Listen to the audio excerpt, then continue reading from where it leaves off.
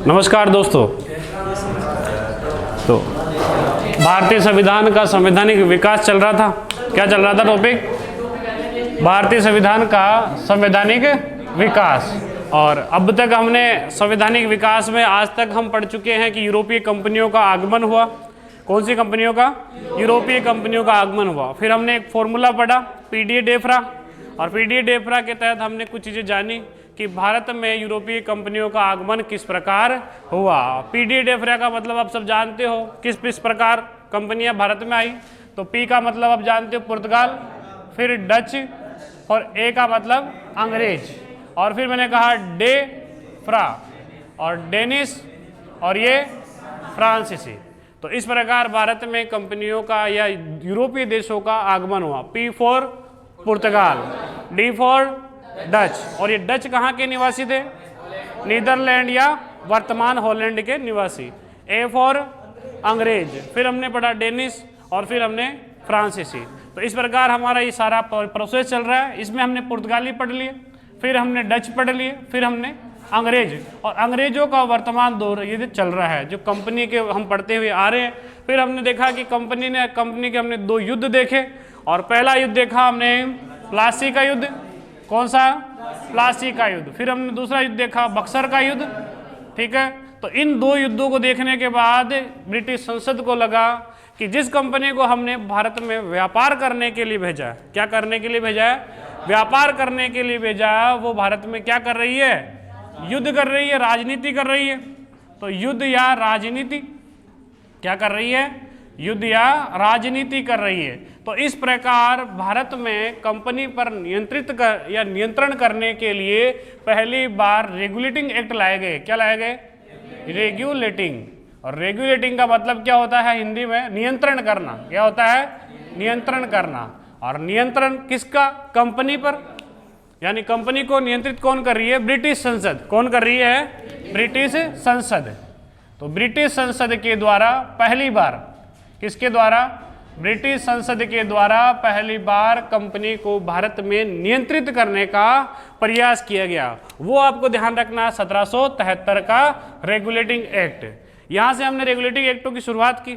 और पॉलिटी में अगर संवैधानिक विकास का अगर आप देखते हो चरण, तो कहाँ से शुरुआत होती है? यहीं से।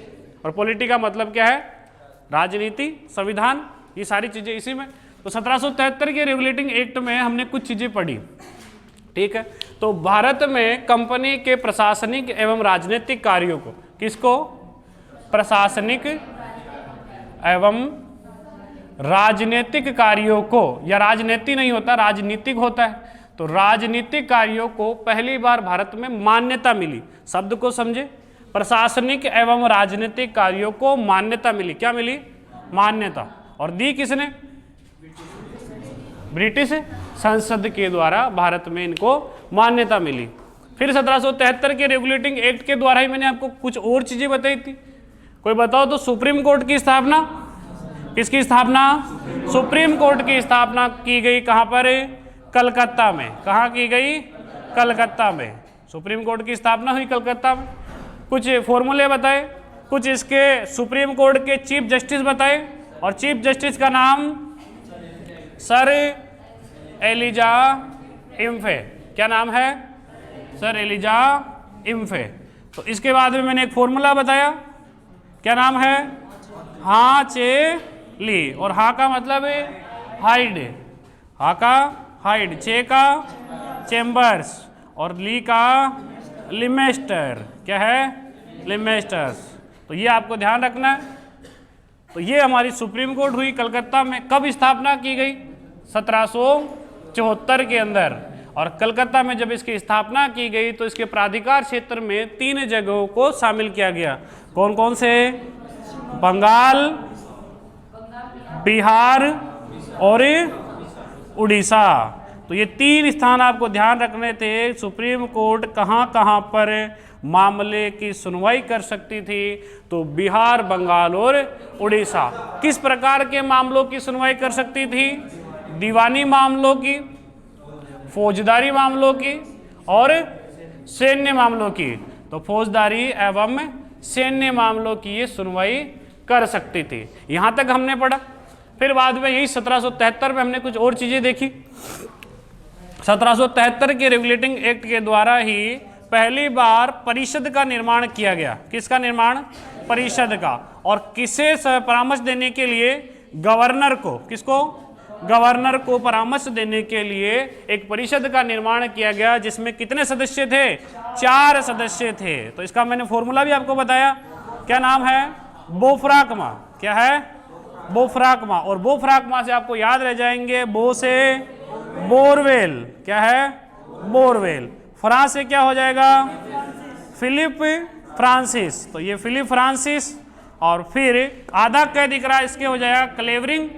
क्या हो जाएगा? क्लेवरिंग। और एक मां दिख रहा है तो मानसन। क्या हो जाएगा? मानसन। तो एक और चीज आपको यहीं से 1773 के रेगुलेटिंग एक्ट में ध्यान रखना है कि 1773 से पहले बंगाल का गवर्नर होता था। क्या होता था? बंगाल का गवर्नर। क्या होता था? बंगाल का गवर्नर। लेकिन 1773 के रेगुलेटिंग एक्ट के द्वारा इस बंगाल के गवर्नर का पदनाम कर दिया गया गवर्नर जनरल। अगर आपसे पूछे कि बंगाल का गवर्नर 1773 के रेगुलेटिंग एक्ट से पूर्व कौन था, तो वो वॉरेन हेस्टिंग्स। क्या नाम है? Warren Hastings. और अगर पूछ लिया जाए कि 1773 के रेगुलेटिंग एक्ट के बाद बंगाल का गवर्नर जनरल, कहां का? बंगाल का गवर्नर जनरल कौन था, तो वो भी कौन होगा? Warren Hastings. तो ये सारी बातें किसकी? 1773 के रेगुलेटिंग एक्ट की।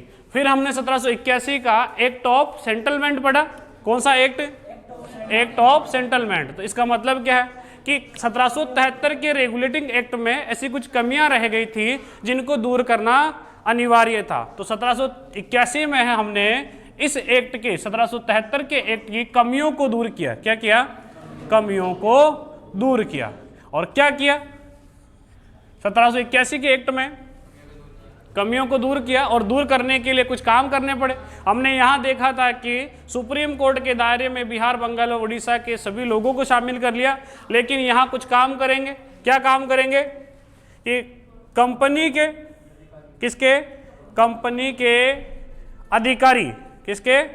कंपनी के अधिकारी अपने प्रशासकीय कार्य के लिए इससे सुप्रीम कोर्ट के दायरे से बाहर होंगे। क्या? सुप्रीम कोर्ट के दायरे से बाहर कर दिए गए। यानी कि अब अगर वो गलत काम करते हैं तो उन पर सुप्रीम कोर्ट निर्णय नहीं लेगी। इसी 1773 में हमने कुछ और बातें देखी थी, अगर आपको पता हो तो, कि अगर कंपनी के लोगों का निजी व्यापार करना बंद किया। क्या किया? निजी व्यापार अब कंपनी के लोग नहीं करेंगे, उपहार नहीं लेंगे। क्या नहीं लेंगे? उपहार नहीं लेंगे और रिश्वत नहीं लेंगे। तो ये हमने बातें देखी थी। तो ये सारी बातें किस एक्ट की है? 1773 के एक्ट की। इन कमियों को दूर किया गया 1781 में। किया कि नहीं किया? तो 1781 में हमने कहा कि कंपनी के अधिकारी अपने प्रशासकीय कार्य के कारण सुप्रीम कोर्ट के दायरे से बाहर होंगे। और इसी में हमने एक चीज जोड़ी कि कलकत्ता के निवासियों को, कहाँ के? कलकत्ता के निवासियों को कंपनी के दायरे में, सुप्रीम कोर्ट के दायरे में डाल दिया गया। फिर हमारा आता है 1784 का पिट्स इंडिया एक्ट। कौन सा एक्ट? 1784 का पिट्स इंडिया एक्ट। कारण क्या ऐसे पिट्स इंडिया एक्ट कहने का? तो ब्रिटेन की एक संसद थी और संसद के अंदर ब्रिटेन में प्रधानमंत्री थे विलियम पिट। क्या नाम है? विलियम पिट। और विलियम पिट के द्वारा ये विधेयक संसद में लाया गया और उसी विधेयक के पारित होने के कारण जो प्रधानमंत्री पारित करता है उसी के नाम पर यह एक्ट कहलाया और इस एक्ट का नाम पड़ा फिर पिट्स इंडिया एक्ट। तो विलियम पिट के नाम पर इस एक्ट का नाम पड़ा पिट्स इंडिया एक्ट। तो इस एक्ट के द्वारा कुछ चीजें आपको और ध्यान में रखनी है। थोड़ा सा मैं यहां से रफ क्लियर कर देता हूं।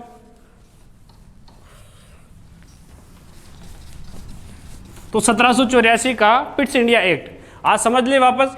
पिट्स इंडिया एक्ट की जो अगर मेन कड़ी इसको लाने के पीछे रीजन क्या है तो वो देख लो। तो द्वैध शासन। क्या है? द्वैध शासन। द्वैध शासन का मतलब क्या है सर? द्वैध शासन का मतलब है दोहरा शासन। क्या मतलब है? दोहरा शासन। और दोहरा शासन किस प्रकार का? कंपनी का दोहरा शासन। किसका? कंपनी का दोहरा शासन। मतलब क्या है?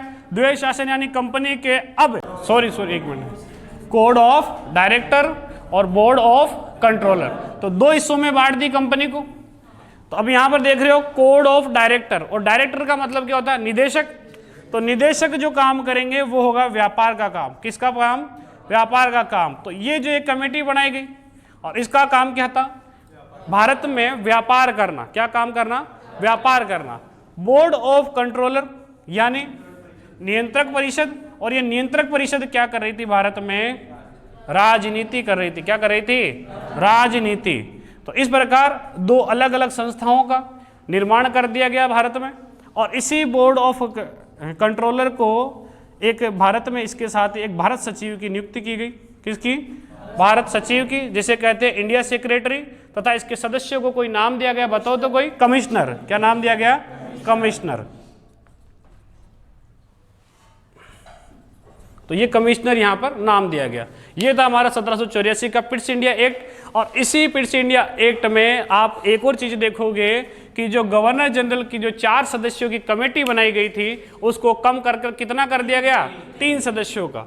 तो फिर हम जब मैंने आपको 1786 का रेगुलेटिंग एक्ट, या रेगुलेटिंग एक्ट तो इसे नहीं कहेंगे, इसे कहेंगे बीच का एक्ट, या इसे कहेंगे वीटो पावर एक्ट। क्या कहेंगे? Veto power act. Veto power act का मतलब क्या है? VETO। वीटो का मतलब होता है वेरी एसेंशियल टर्निंग ऑर्डर। क्या होता है? वेरी एसेंशियल टर्निंग ऑर्डर, यानी एक ऐसा ऑर्डर जो अपनी परिषद के द्वारा लिए गए निर्णय को बदल सकता था। किस प्रकार के निर्णय को? परिषद के द्वारा लिए गए निर्णय को बदल सकता था। तो इस प्रकार का एक्ट वीटो एक्ट कहलाता है। और वीटो की शक्ति दी गई किसको? गवर्नर जनरल को। तो ये ध्यान रखना है, क्योंकि हमने कहा था 1773 के रेगुलेटिंग एक्ट के बाद जो भी बनेगा उसे पदनाम क्या दे देंगे? Governor general. तो गवर्नर जनरल को ये सारी चीजें दी गई। इसी में एक और काम किया गया कि इसे कमांडर इन चीफ, यानी गवर्नर जनरल को क्या कहा गया? Commander in chief. Commander in chief या मुख्य सेनापति। क्या कहेंगे? मुख्य सेनापति। तो ये ध्यान रह जाएगा। ये जो मेन बातें हैं एक्ट की वो है, ठीक है, कमांडर इन चीफ। फिर आता है 1793 में लॉर्ड कॉर्नवालिस की शर्तों के अनुसार। किसके अनुसार? लॉर्ड कॉर्नवालिस की शर्तों के अनुसार हमने कुछ और परिवर्तन किए। तो देख रहे हो यहाँ पर, क्योंकि मैंने कहा था जब यहाँ पर जो रेगुलेटिंग एक्ट देंगे वो कितने साल के लिए? 20 साल के लिए। जब हम 20 साल में 3 बार परिवर्तन कर चुके, 1 बार, 2 बार और ये 3 बार, तो अब क्या ज़्यादा परिवर्तन करने की जरूरत पड़ेगी? नहीं।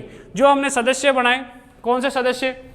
एक तो कमिश्नर और एक भारत सचिव। तो इनको वेतन देने की व्यवस्था भारतीय संचित निधि से की गई, या जिसे पहले तो कहते थे भारत की निधि, और आज हम कहते हैं भारत की संचित निधि, जिसे आप आर्टिकल 266 के तहत पढ़ते हो कि नहीं पढ़ते हो? तो ये आर्टिकल 266 की व्यवस्था वहां से की गई थी।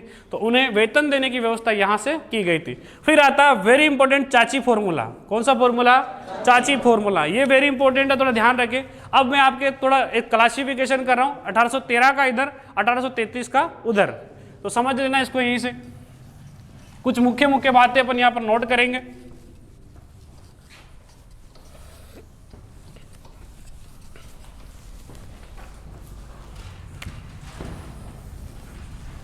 इधर 1813 और इधर 1833 जो हमने कल पढ़ा, ठीक है, ये रिवीजन है। और अब हम करेंगे 1813। तो मैंने इसको एक नाम दिया, 1813 के रेगुलेटिंग एक्ट को क्या नाम दिया? चाची। हो गया चाची। तो चाची का मतलब क्या है? तो पहली बार 1813 के रेगुलेटिंग एक्ट में भारत में कंपनी के शासन को या कंपनी के व्यापार को, किसको? कंपनी के व्यापार को सीमित किया गया। क्या किया गया? सीमित किया गया। और क्या किया गया? यहां दिख रहा है आपको चा और ची। तो चाची का मतलब क्या है? चा का मतलब है चाय। क्या है? चाय। और ची का मतलब क्या है? चीन। तो यानी कि भारत के साथ, किसके साथ?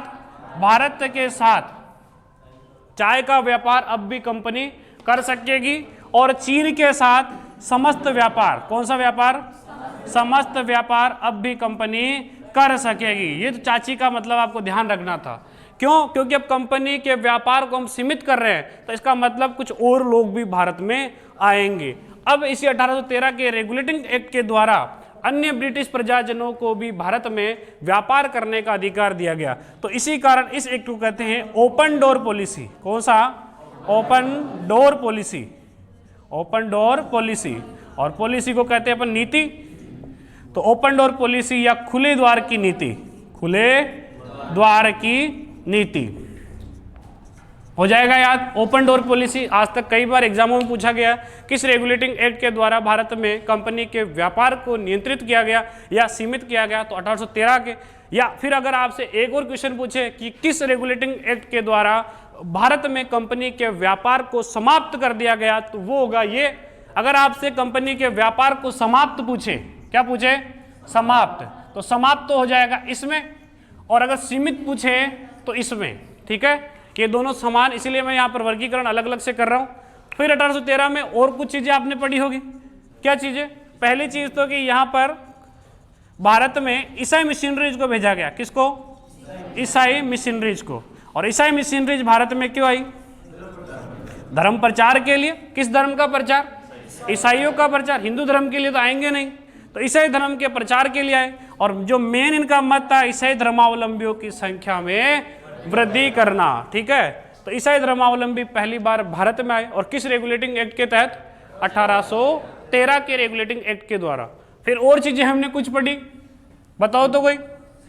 1 लाख रुपए, कितने रुपए? 1 लाख रुपए पहली बार भारतीयों की शिक्षा पर खर्च करने का प्रावधान किया गया। किस रेगुलेटिंग एक्ट के तहत? 1813 के रेगुलेटिंग एक्ट के द्वारा भारत में पहली बार शिक्षा के लिए, भारतीयों की शिक्षा के लिए, किसकी शिक्षा के लिए? भारतीयों की शिक्षा के लिए 1 लाख रुपए खर्च करनी है अब कंपनी। कितने?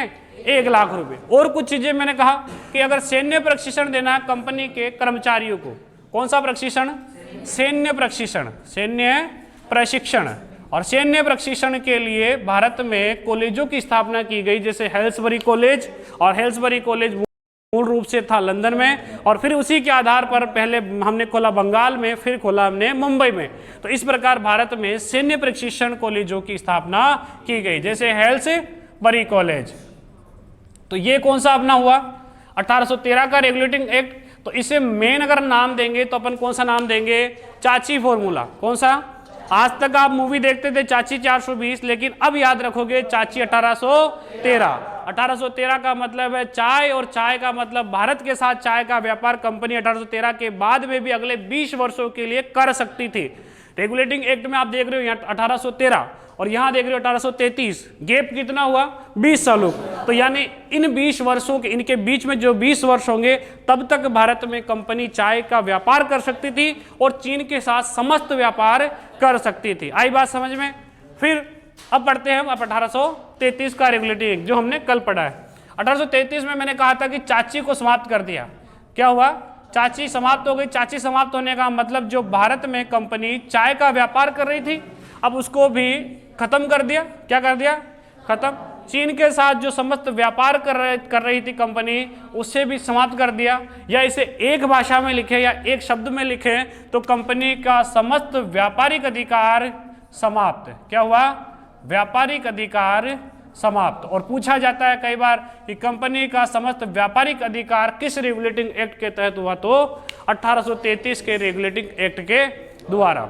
और कौन सी चीजें पढ़ी हमने 1833 के रेगुलेटिंग एक्ट में कल? 1833 चल दिख रहा है आपको? तो फिर आएगा 1835 में हमने एक व्यक्ति है लॉर्ड मैकाले। क्या नाम है? Lord Macaulay. और लॉर्ड मैकाले के द्वारा शिक्षा परिषद का गठन किया गया भारत में। किसका? शिक्षा परिषद का गठन। और शिक्षा परिषद का जब भारत में गठन हो जाएगा तो इसी शिक्षा परिषद का प्रमुख बनाया जाएगा लॉर्ड मैकाले को।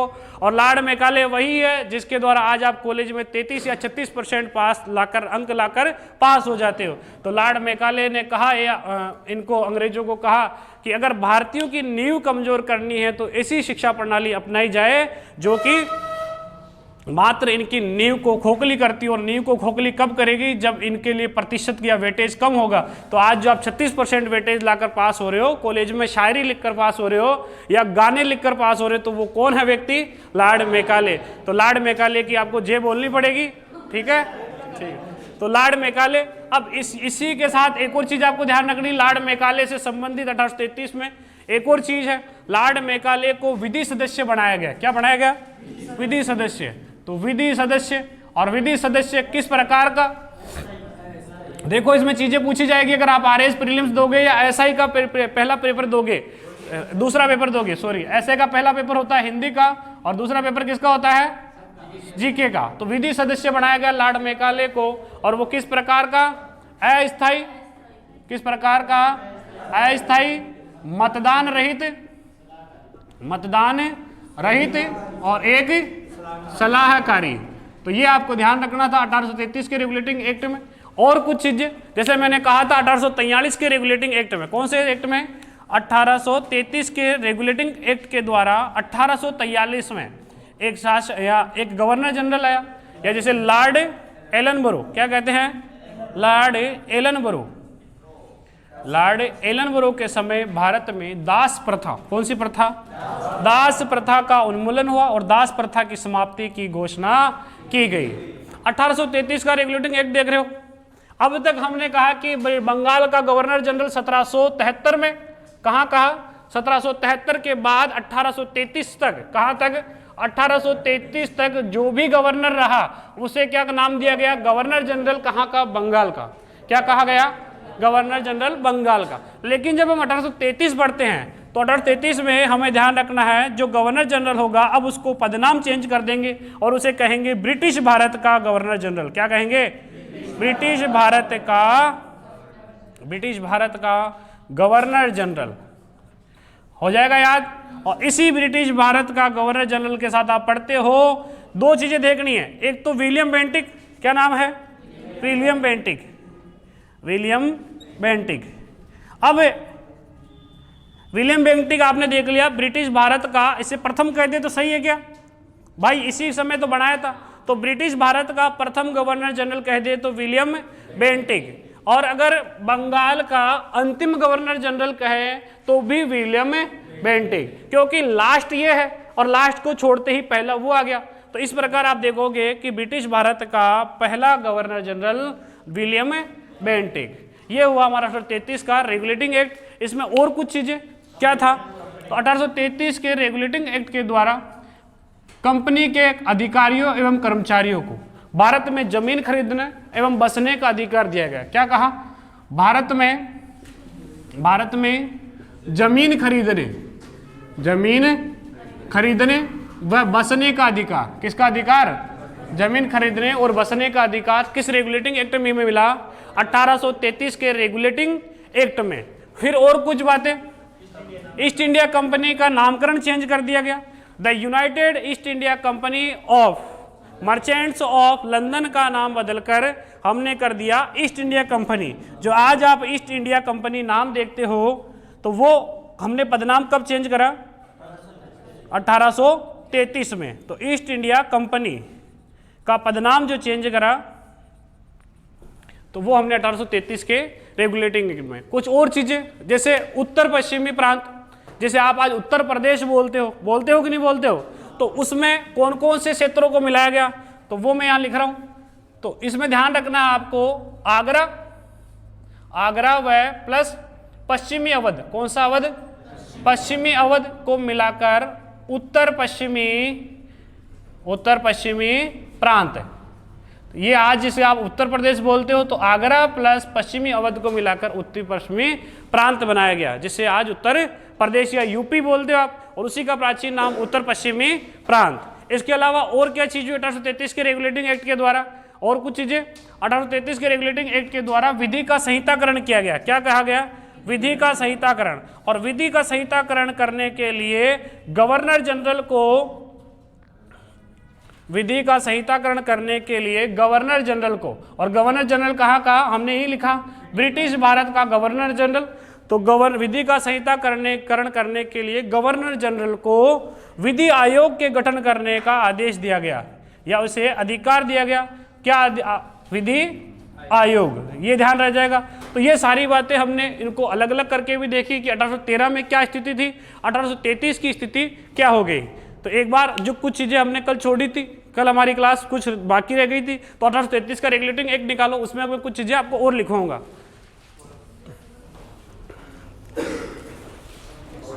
हाँ लिखिए, को क्या अधिकार दिया गया, विधि का संहिताकरण करने के लिए गवर्नर जनरल को विधि आयोग का अधिकार दिया गया। और 1833 के रेगुलेटिंग एक्ट की कुछ और बातें, तो 1833 के रेगुलेटिंग एक्ट के द्वारा ही तो भारत में ब्रिटिश केंद्रीयकरण की नींव में ये निर्णायक कदम साबित हुआ। क्या हुआ? निर्णायक कदम। और क्यों? क्योंकि इसने, अब इसमें देखो दो चीजें, एक तो आप ध्यान रखोगे मुंबई, जिसे आप पहले बोलते थे बंबई, क्या बोलते थे? बंबई तथा बिहार के गवर्नर को विधायिका संबंधी सख्ती से मुक्त कर दिया। कौन सी सख्ती से? विधायिका संबंधी सख्ती से मुक्त कर दिया। और इसकी जो शक्तियां थी, इन दोनों गवर्नरों को मिलने वाली शक्ति, वो दे दी किसको? बंगाल के गवर्नर को। किसको? बंगाल के गवर्नर को। और बंगाल का गवर्नर जनरल विलियम बेंटिक, या ब्रिटिश भारत का गवर्नर जनरल विलियम बेंटिक, यानी गवर्नर की स्थिति अब यहां से एक केंद्रीकरण हो गया। केंद्रीकरण का मतलब क्या होता है? सारी शक्तियां, जैसे हम भारत का नक्शा देखते हैं, यानी भारत के नक्शे में हम चीजें इस प्रकार देखते हैं कि बीच में या सेंटर पे दिल्ली है, और हम कहते हैं कि आपातकालीन समय में शक्तियों का केंद्रीकरण होता है। जो सारी शक्तियां होती है, जब आपातकाल लगता है तो घूम घूम कर कहां से कहां पर आ जाती है? यहां केंद्र में। और केंद्र कहां पर है भारत का? ये रहा आपका दिल्ली में। तो इसी प्रकार ब्रिटिश भारत के केंद्रीकरण के रूप में ये पहली नींव रखी गई यहां पर। तो बंबई व बिहार के गवर्नर के विधायिका संबंधी शक्तियों को समाप्त कर दिया गया, और जो सारे अधिकार थे विधायिका संबंधी वो किसे दे दिए गए? बंगाल के गवर्नर जनरल को। इसके अलावा अब इस 1833 के रेगुलेटिंग एक्ट के बाद में जितने भी कानून बनेंगे, ठीक है, और जितने भी पहले कानून बन गए, तो पहले बने हुए कानूनों को ध्यान रखना है आपको। ये बीच में आप टर्निंग पॉइंट डाल लो कि 1833 के रेगुलेटिंग एक्ट से पहले बने हुए कानूनों को तो हम कहेंगे नियामक कानून। कौन से कानून? नियामक कानून। और जो बाद में हम कानून बनाएंगे 1833 के बाद में, तो उन्हें कहेंगे हम एक्ट। क्या कहेंगे? एक्ट या अधिनियम। क्या कहेंगे? एक्ट या अधिनियम। तो इस प्रकार आपका रेगुलेटिंग एक्ट का जो मेन कड़ी है, सबसे ज्यादा पूछे जाने वाला 1813 और 1833, ये सबसे ज्यादा पूछे जाते हैं 1857 की क्रांति से पहले वाले, ये दो, और एक पिट्स इंडिया एक्ट। ये तीन अगर आपको अच्छे से याद हो गए तो आपका यानी संविधान का विकास का 50% काम कंप्लीट। फिर 1857 की क्रांति होगी। 33 के बाद में देखोगे, मैंने कहा 20 साल के लिए रेगुलेटिंग एक्ट मिल रहे हैं, तो हमने 1818 का पढ़ा, 1813 का पढ़ा, 1833 का पढ़ा, तो इनमें 20 साल का गैप हो गया। फिर 1853 में आएगा रेगुलेटिंग एक्ट, तो 53 में आया तो फिर वही 20 साल का गैप। लेकिन 53 वाला इतना कोई ज़्यादा इंपॉर्टेंट रखेगा नहीं, क्योंकि बीच में आ जाएगी आपकी 1857 की क्रांति। इस पर अमल लाया जाएगा, उससे पहले ही 1857 की क्रांति हो जाएगी। और इस क्रांति के साथ ही अगर जब देश में क्रांति हो रही है, तो ब्रिटेन की संसद ने इस 1857 की क्रांति का जो सारा दोष था वो किस पर मंड दिया? कंपनी पर। किस पर?